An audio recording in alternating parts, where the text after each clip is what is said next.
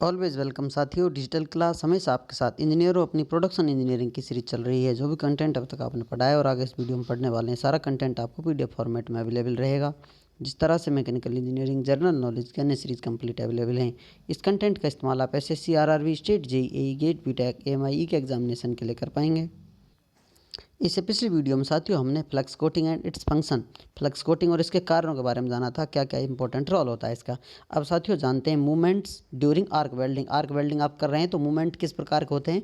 Toward work piece होगा एक movement, दूसरा लॉन्ग वर्क पीस होगा। जैसा कि ये प्लेट है आपकी, इस प्रकार की प्लेट हो सकती है, या फिर प्लेट आपकी इस प्रकार की हो सकती है। अब इधर से आप वेल्डिंग करते हुए जा रहे हैं आगे की तरफ, तो एक तो टूवार्ड वर्क पीस होगा मूवमेंट, दूसरा लेंथ, जितनी लेंथ के लिए आप करना चाहते हैं। तो इस प्रकार से दो मूवमेंट होते हैं वेल्डिंग करते समय।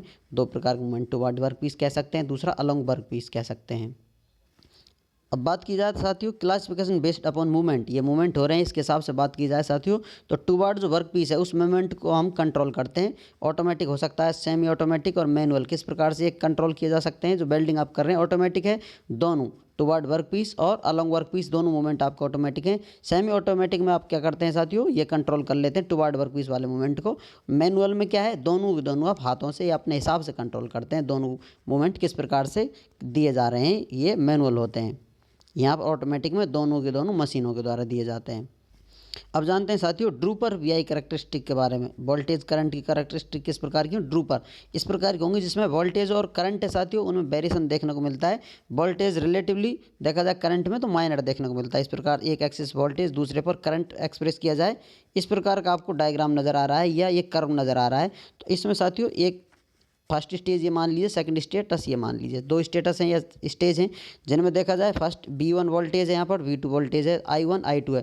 तो यहाँ पर ये वेरिएशन आ रहा है, वोल्टेज में अधिक आ रहा है, और यहाँ थोड़ा सा नीचे की तरफ देखने को मिल रहा है करंट में जो वेरिएशन आ रहा है बहुत कम देखने को मिल रहा है। इस प्रकार कैरेक्टरिस्टिक ड्रूपर कैरेक्टरिस्टिक कहलाती है। इसमें क्या है, variation change in voltage is greater than, या कहीं मच ग्रेटर है कंपेयर टू जो करंट है उसके, जो करंट में वेरिएशन आ रहा है उसके।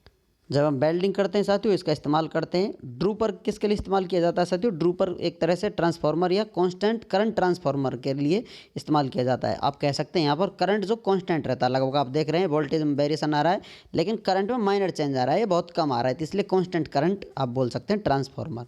अब बात की जाए साथियों ड्रूपर कैरेक्टरिस्टिक देख लिया आपने, लीनियर वोल्टेज करंट की कैरेक्टरिस्टिक देखी जाए साथियों। एक एक्सिस पर वोल्टेज है, दूसरे एक्सिस पर करंट फ्लो हो रहा है, या फिर करंट के बारे में बातें की जा रही हैं। तो यहाँ पर इस प्रकार से एक लीनियर कर्व एक्सप्रेस किया जा रहा है। एक लाइन नज़र आ रही है जो ये वोल्टेज बता रही है आपको साथियों, और दूसरी ये करंट बता रही है। अब यहाँ पर किसी स्टेज पर हैं आप, वहाँ पर करंट और वोल्टेज आपको बताए जा रहे हैं। आप वेल्डिंग कर रहे हैं उस समय की बात चल रही है।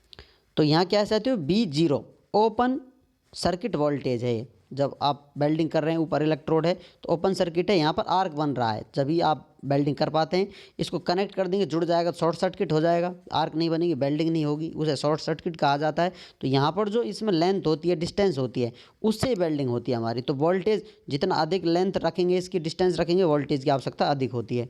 तो यहाँ पर साथियों ये ओपन सर्किट वोल्टेज V0 से V0 से एक्सप्रेस कर रखी है, और यहाँ पर IS क्या है, शॉर्ट सर्किट करंट। यहाँ पर बिल्कुल जीरो करंट कहा जाए, इतना करंट आज फ्लो हो जाएगा, शॉर्ट सर्किट हो जाएगी तो वोल्टेज उत्पन्न ही नहीं होंगे, वोल्टेज बनेगी नहीं, करंट फ्लो होता रहेगा। तो आप कह सकते हैं इस प्रकार की कैरेक्टरिस्टिक वेल्डिंग करते समय देखी जाती हैं। अब ये लीनियर लाइन है साथियों, एक तरह से कहा जाए सीधी रेखा है।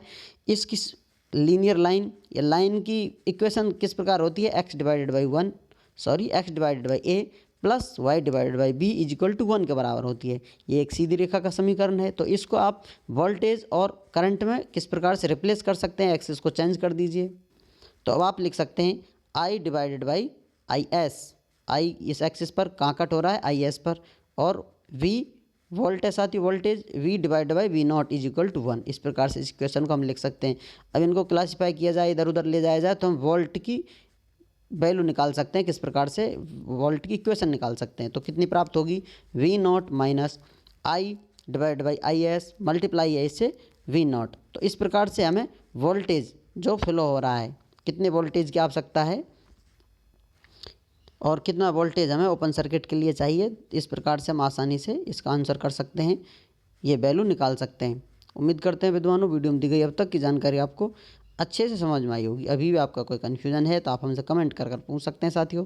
आप चाहें तो कॉन्टैक्ट कर सकते हैं, कॉन्टैक्ट लिंक आपको वीडियो डिस्क्रिप्शन में मिल जाएगा। वीडियो को अंत तक देखने के लिए चैनल को सपोर्ट करने के लिए आपका दिल की गहराइयों से बहुत बहुत धन्यवाद। मिलते हैं नेक्स्ट वीडियो में, तब तक पढ़ते रहिए, व्यस्त रहिए, मस्त रहिए। जय हिंद, वंदे मातरम।